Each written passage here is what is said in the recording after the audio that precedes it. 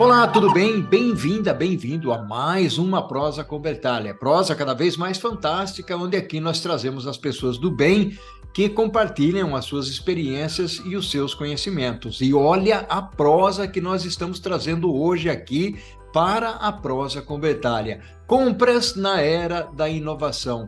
Como superar as barreiras tradicionais?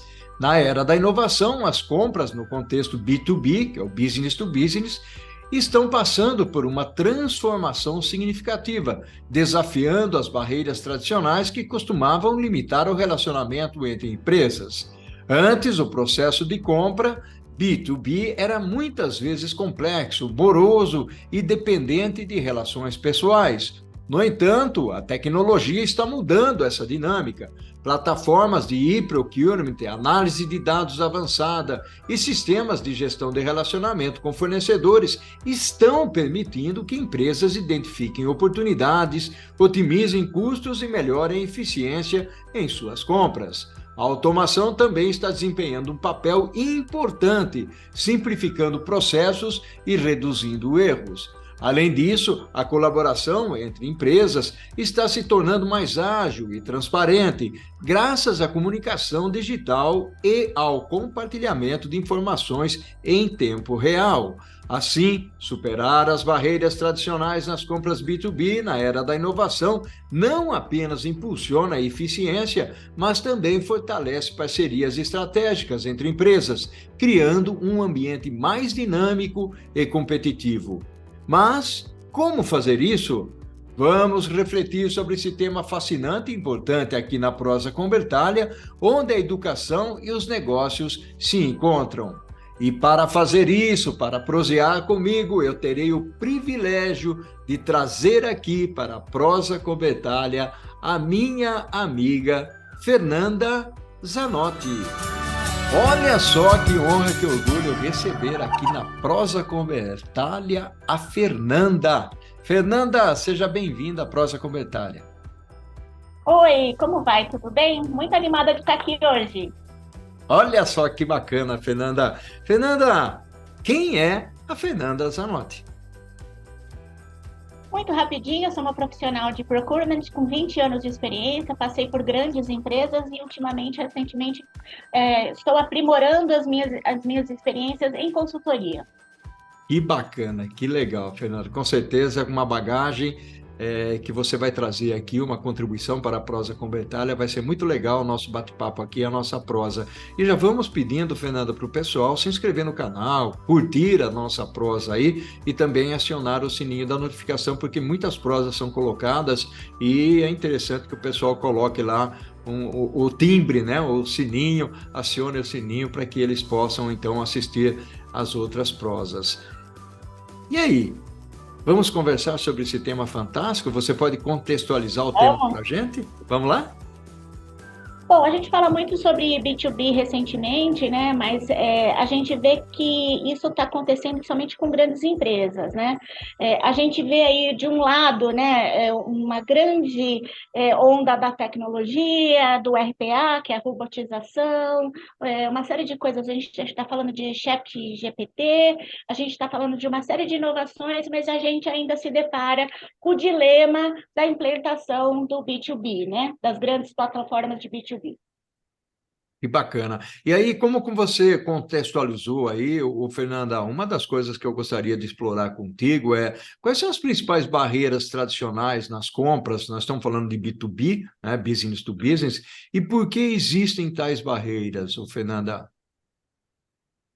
Olha, eu acho que nos últimos tempos o preço dessas tecnologias ele tem caído, né, bastante, mas ainda eu acredito que há duas grandes barreiras. A primeira, custo, que as pessoas não conseguem enxergar valor, né, na implantação disso. E, na verdade, tem muito valor, porque, afinal de contas, R$ 1 economizado é R$ 1 de lucro, né? E a segunda grande barreira é a questão de ter pessoas dentro da empresa que realmente compram a ideia, como, por exemplo, a posição de CPOs, né? Ou seja, você tem um executivo na direção que conhece bastante suprimentos e compra realmente essa ideia. Que bacana, que legal. E aí, o outro ponto que eu gostaria de conversar contigo aí, Fernanda, para nós explorarmos adequadamente esse assunto, porque é um assunto bastante interessante. Você deu a ideia de nós falarmos sobre isso, eu acho que é um tema que faz sentido, que é atual e que as empresas, já como você falou lá no início, as empresas precisam prestar muita atenção para que elas possam ficar, de certa forma, mais competitivas. E aí o ponto que eu queria Sim. trazer aqui para a nossa conversa é quando você fala em mundo digital, em tecnologia, basicamente quais são as tecnologias? Você chegou inclusive a falar de robotização, de RPA aí. Quais são as tecnologias específicas que estão revolucionando o processo de compras B2B nessa era que nós chamamos de era da inovação e de que forma, o Fernando, a automação está simplificando os processos de compras dentro desse contexto de business to business que nós estamos falando. Quando a gente está falando de tecnologia, a gente está falando da tecnologia mais forte, né? Que é a inteligência artificial, né? É aquela coisa de você ter um modelo mais preditivo do que um modelo reativo, né? A gente sempre trabalhou um tempo atrás num modelo de compras reativo, onde a gente recebia o problema e ia atrás. Hoje, acredito que a gente passa a trabalhar num modelo mais preditivo, ou seja, você olha para o passado e analisa aquilo que você comprou, e você olha para o futuro, e através dessas informações a empresa se torna mais assertiva. Então, assim, trabalhar com inteligência artificial, onde é possível você ter uma análise diária dos seus dados e trabalhar com isso de forma que você consiga ser mais produtivo, ser lucrativo, isso é muito interessante, né? A gente fala aí das plataformas GPT, a gente sabe que isso é internet, está chegando agora, nem sempre todas as perguntas que você faz lá estão corretas, mas, poxa, hoje você consegue ter, por exemplo, mapas mentais, você consegue fazer apresentações de um determinado assunto que você nunca viu antes. Então, você consegue ter. A minha preocupação com isso é que, assim, né? A gente começa a ter tanta informação, que algumas pessoas acabam sendo extremamente superficiais. Então, você percebe que todo mundo conhece um pouco, todo mundo sabe um pouco, mas não necessariamente todos os profissionais de compra têm a profundidade de falar, de entender, de ler um livro, de saber como é que isso funciona na íntegra e poder realmente implementar. Legal, bacana. Como as plataformas de e-procurement estão melhorando a eficiência nas compras B2B? Ai, totalmente, né? Você consegue ter uma visão do hack to pay, ou seja, desde a requisição até o pagamento, né? Antes isso era fechado em blocos, né? Dentro do ERP era fechado em blocos, então o que acontecia? Tinha muita gente que ligava para compras para saber como é que estava seu pedido, o pessoal de contas a pagar não conseguia ter uma previsibilidade daquilo que ele ia pagar, daquilo que ele tinha que desencaixar em cada mês. E com essa versão, você consegue ter a visibilidade do hack to payment.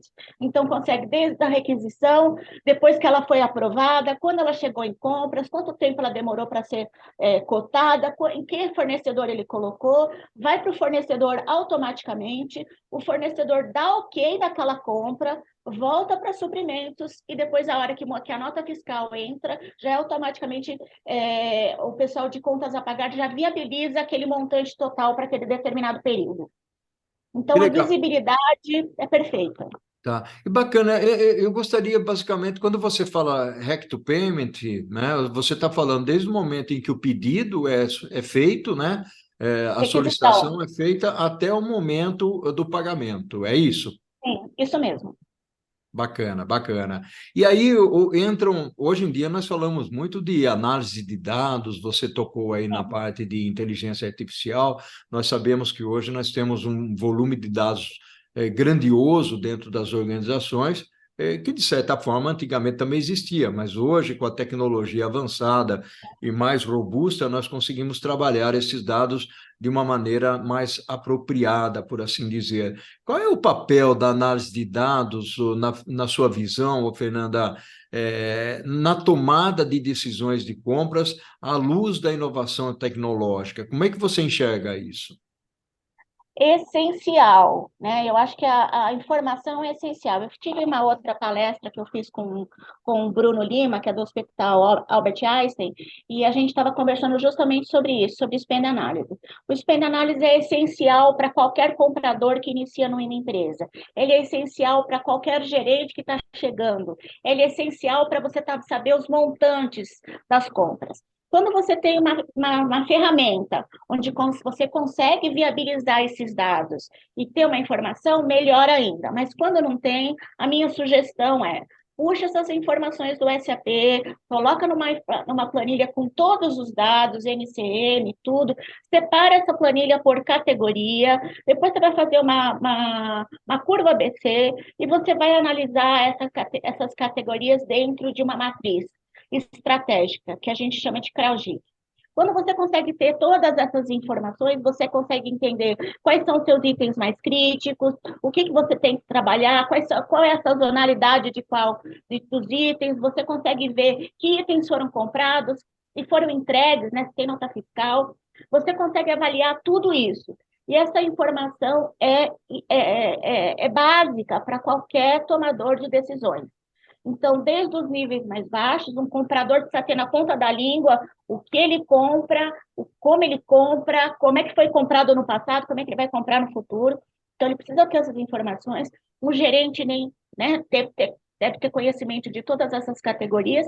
E para um diretor tomar grandes decisões, obviamente, ele precisa de uma análise de categoria, um projeto de sourcing, para ele poder tomar as decisões mais assertivas para a sua área através de uma análise de dados bem adequada.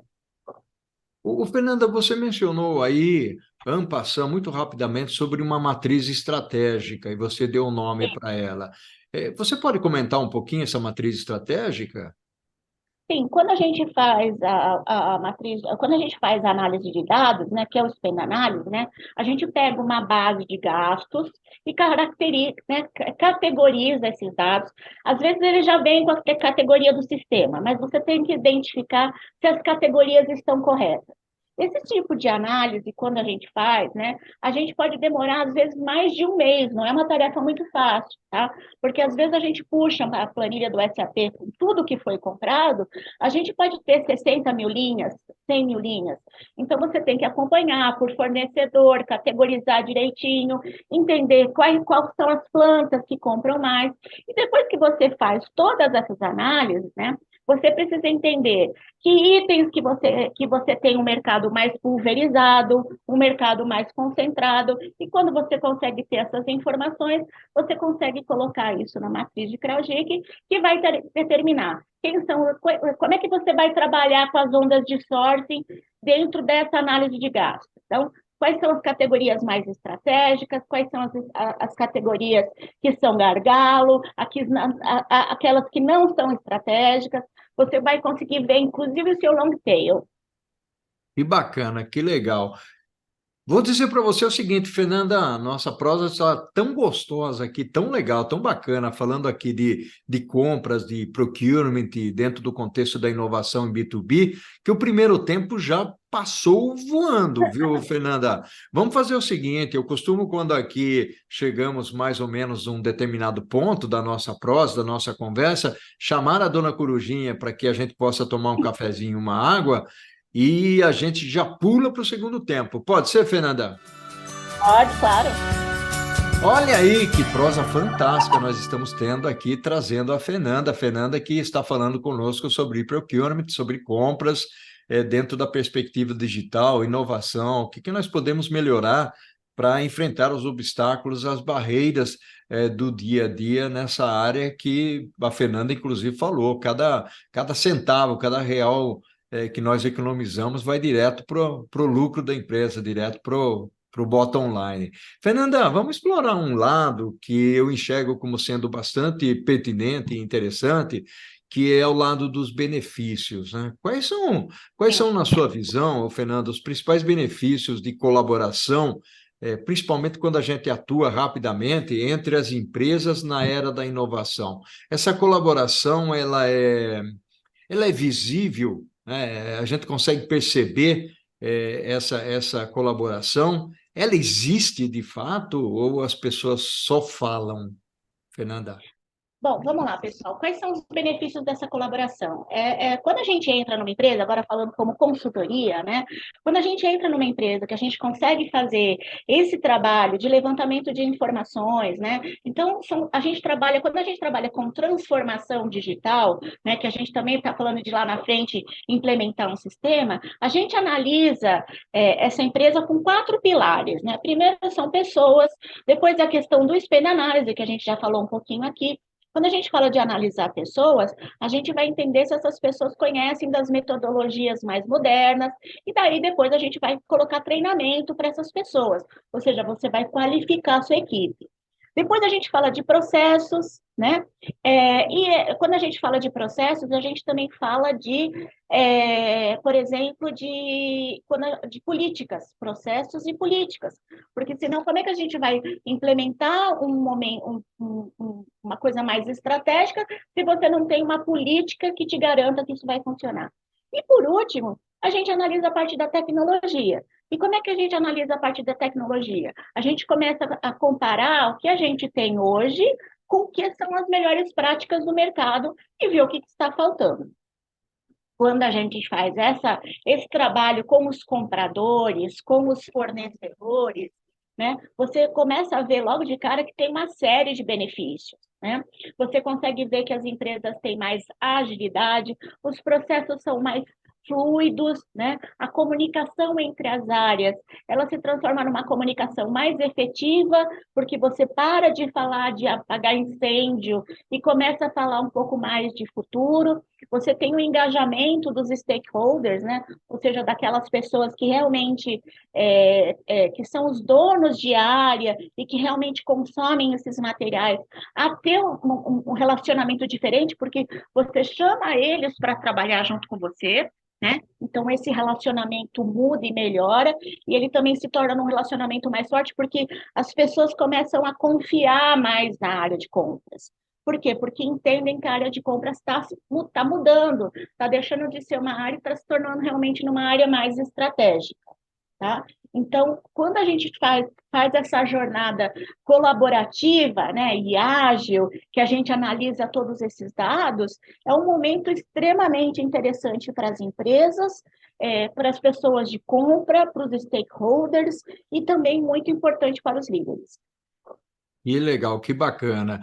E aí, tem uma perspectiva que eu queria trazer para a nossa conversa aqui, ô Fernanda, que é a parte da comunicação. A comunicação ela é extremamente importante, e nós sabemos disso em todos os níveis organizacionais, internamente e externamente. Como é que você enxerga, com a ajuda dos meios digitais, da tecnologia, e como é que essa comunicação ela está, de alguma maneira, impactando as relações entre quem compra e quem vende, né? Os compradores e fornecedores? Eu acho que tem uma coisa muito boa, né? Essa comunicação tá ótima, porque você troca informações hoje com o seu fornecedor muito rápido, mas eu tenho percebido nos processos na qual eu tenho conduzido que fica muito difícil você, por exemplo, você entra para comprar uma categoria hoje, você não consegue encontrar as pessoas que realmente definem e que são os decisores do lado de lá, ou seja, dos vendedores. Né? A gente tem aí LinkedIn, a gente tem uma série de coisas para poder contatar essas pessoas, mas a gente não tem uma resposta rápida para essas pessoas participarem dos processos, ainda mais na agilidade que a gente precisa. Então, quando o fornecedor está dentro, está ótimo, está funcionando, a gente estabelece também uma comunicação com ele diferente, né? Ele está dentro do nosso sistema, então ele também tem uma previsibilidade diferente, né? Ele consegue ver pedidos do mês que vem, do mês posterior, ele consegue ter essa previsibilidade, mas, por outro lado, quando a gente inicia processos de concorrência, eu acho que a comunicação ainda é muito ruim. Ah, legal, bacana. É uma contribuição bastante interessante. E aí vem um outro lado, porque nós estamos falando aqui de barreiras que a gente encontra em compras. E eu queria saber de você, ô Fernando, o seguinte: na sua visão, quais são os desafios que as empresas enfrentam ao tentar superar essas barreiras tradicionais? Uma você já mencionou aí, que é a parte de comunicação que precisaria ser melhorada. Que outras você traria aqui para a Prosa Convertalha? Olha, eu acho que a gente tem uma série de barreiras que ainda nos impedem, né, de ter um mundo mais tecnológico, né? Eu acho que quando a gente começa num processo com isso, a gente ainda tem ainda as pessoas que são muito reativas, né? Em qualquer projeto que você faça, você tem ainda uma reatividade muito grande, e as pessoas não pensam que se elas vão começar um projeto, e se tem pessoas lá, ou, por exemplo, consultores, coisas assim, a gente só tem a ganhar porque a gente está adquirindo conhecimento, né? Então, eu acho que a reatividade ainda tenho reparado em alguns projetos que eu tenho feito, que a gente ainda encontra muita reatividade com esses compradores, e ainda falta, eu percebo que tem muita gente querendo se qualificar, muita gente querendo correr atrás, mas ainda falta uma qualificação muito grande ainda no mercado. Bacana, bacana. E aí vem um outro ponto que eu entendo ser interessante também, que é o lado da transparência nessa relação fornecedor e comprador, comprador-fornecedor. Como é que você enxerga essa transparência e que as estratégias eventualmente podem ser aplicadas nessa relação entre as partes, Fernanda? Olha, eu venho de grandes, médias e pequenas empresas, né? E a minha experiência diz, né? Quanto mais você é transparente na negociação com o fornecedor, melhor você tem, melhor ele se planeja, você tem melhores preços, você é mais competitivo, porque ele percebe que realmente do outro lado tem alguém que quer fazer negócio, né? Então, eu acho que quanto mais você tem uma relação de transparência com o seu fornecedor, ele entende as sazonalidades que você tem momentos que você compra mais, tem momentos que você compra menos. Ele também tem que estar muito adequado a essa sazonalidade, porque tem momentos que ele também vai ter uma baixa e vai ter uma alta muito grande. Por isso que eu acho que essa relação de transparência com os fornecedores é essencial em qualquer negociação. Tá? Não adianta ficar fazendo tipo, ficar blefando. A melhor coisa é você ter uma negociação ganha-ganha e de muita transparência, inclusive no processo. Quando você começa um processo de cotação, os fornecedores precisam saber o tempo que vai levar, quando que vai chegar o momento para ele participar realmente das negociações, quando que ele precisa, de repente, acionar um diretor para participar, porque o volume é maior ou menor. Né? Então, quando você começa um processo, é importante você falar para os fornecedores participantes qual que é o cronograma daquele processo, Uhum. para ele entender e também não ficar ansioso com isso. E esse cronograma vai ser seguido não somente pelo pessoal de dentro, pelo pessoal dos compradores, por todo mundo, pelos stakeholders, mas também pelos fornecedores. E Gostei. principalmente a relação com os fornecedores atuais. Gostei, gostei pelo seguinte, Fernanda, na realidade, eu já trabalhei em grandes empresas também, assim como você, e uma das coisas que tornava o processo um pouco mais doloroso era essa falta de transparência, onde você não conhecia quais eram as regras, não conhecia quem eram os interlocutores adequadamente e muitas vezes qual era o critério ou os critérios para poder fazer a seleção, já que você fazia um investimento montando suas propostas. Eu não estou falando de produto, eu estou falando mais de serviço. Produto é algo mais tocável, né? Mais plausível de você entender como é que as coisas funcionam. Mas em serviços, eu acho que quanto mais transparência nós temos, melhor é para as organizações. E aí, como é que você enxerga que a inovação, já que a gente vem falando de inovação aqui, como é que ela influencia, basicamente, o Fernando, a competitividade das empresas nesse mercado B2B? Eu acho que é total. Acho que as empresas têm que estar muito abertas a isso, né? As pessoas pensam que inovação é realmente uma coisa extraordinária, né? E a inovação, ela pode estar relacionada a pequenas coisas, né? A você trocar modelos que são tradicionais por modelos mais ágeis, né? Por exemplo, eu no passado ganhei um prêmio de inovação, eu comprava óleo combustível quando eu estava no Agrega, que era da Ambev, né? A gente comprava óleo combustível e, claro, um projeto em conjunto, junto com o pessoal da engenharia, a gente conseguiu comprar no lugar sebo bovino para queimar nas caldeiras. Tá? Isso não precisava de nenhuma adequação, ele fazia uma adequação somente na caldeira, era super rápido, e a gente tinha uma economia de 30% a 35%. Tá? foi uma coisa totalmente impensável. Mas a inovação, a gente pode falar sobre inovação de um sistema novo. A gente aí vê muitas empresas que estão trabalhando com hubs conectados, né? Então, isso também pode ser uma grande solução.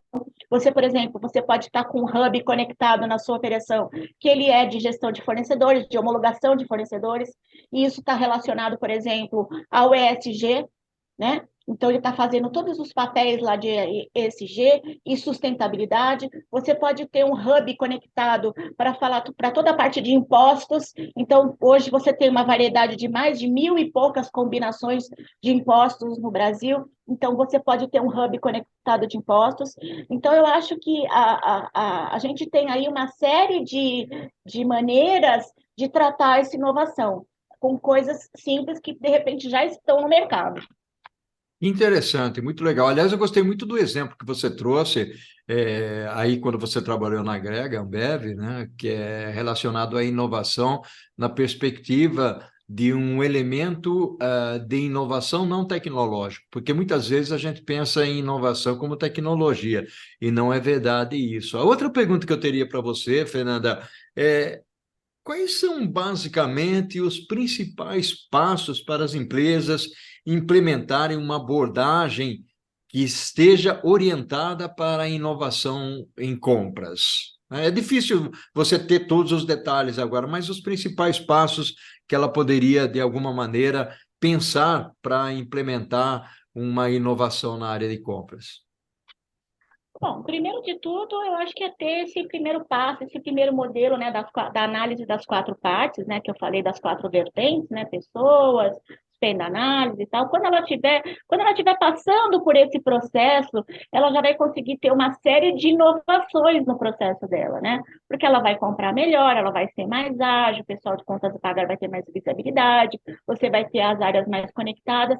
Mas a partir do momento que você estiver trabalhando realmente uma plataforma B2B, que você consegue ter mais visibilidade do teu negócio, você consegue dar para os compradores uma visibilidade de como ele compra e como ele vai comprar, eu acho que aí os grandes negócios acontecem.